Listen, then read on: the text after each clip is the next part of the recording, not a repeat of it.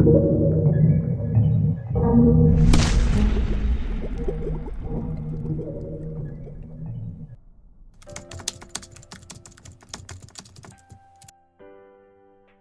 दोस्तों, पिछले वीडियो में हम लोग अध्याय 5 और अध्याय 6 के जो इम्पोर्टेंट सेक्शंस हैं उनको जान लिए हैं। इस वीडियो में हम लोग आईपीसी का जो अध्याय 7 है, सेना, नौसेना और वायुसेना से संबंधित जो अपराध हैं वो धारा 131 से 140 तक हैं। इन 10 धाराओं में जो इम्पोर्टेंट सेक्शन हैं उनको जानेंगे। तो चलिए स्टार्ट करते हैं। तो धारा 131 में विद्रोह का दुष्प्रेरण या किसी सैनिक, नौसैनिक या वायु सैनिक को कर्तव्य से विचलित करने का प्रयत्न। अगर किसी सैनिक, नौसैनिक या वायु सैनिक को अपने कर्तव्य से विचलित करके विद्रोह करने का प्रयत्न किया जाता है तो इस धारा में वर्णन किया गया है। इसके बाद धारा 132 विद्रोह का दुष्प्रेरण यदि विद्रोह किया जाना।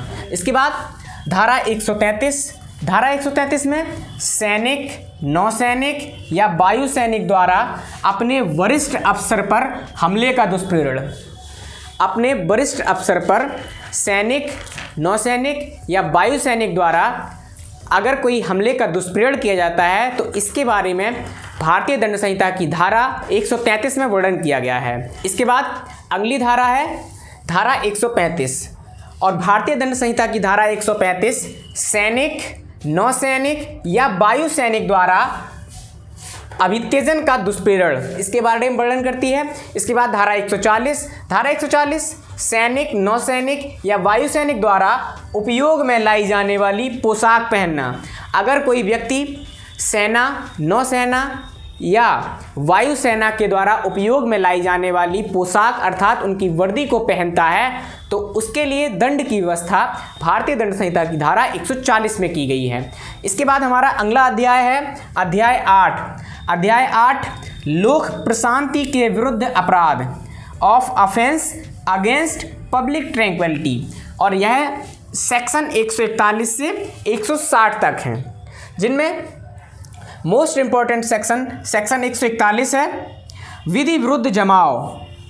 विधि विरुद्ध जमाव क्या है और इसके बारे में दंड का प्रावधान क्या है, ये धारा 141 वर्णन करती है। धारा 142 विधि विरुद्ध जमाव का सदस्य होना। कब माना जाएगा कोई व्यक्ति विधि विरुद्ध जमाव का सदस्य है, इसके बारे में धारा 142 वर्णन करती है। और धारा 143 विधि विरुद्ध जमाव के दंड की व्यवस्था करती है।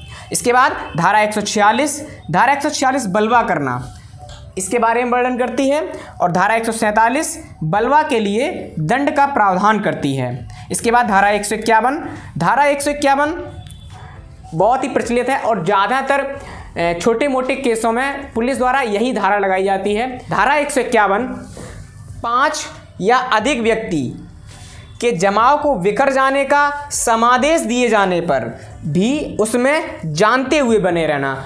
अगर कोई व्यक्ति 5 या अधिक व्यक्तियों के किसी ग्रुप को बिखर जाने का समादेश अर्थात आदेश दिया गया है, तब भी कोई व्यक्ति यह जानते हुए कि आदेश दिया जा चुका है उस जमाव में बना रहता है तो उसके लिए भारतीय दंड संहिता की धारा 151 वर्णन करती है और दंड की व्यवस्था करती है। इसके बाद धारा 159 बहुत इंपॉर्टेंट है, दंगा।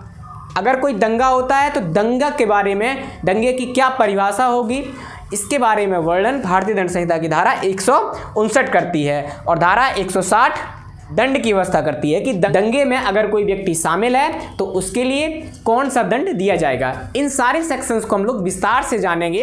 अभी हम लोग केवल इतना जानेंगे कि भारतीय दंड संहिता के किस सेक्शन में क्या दिया गया है।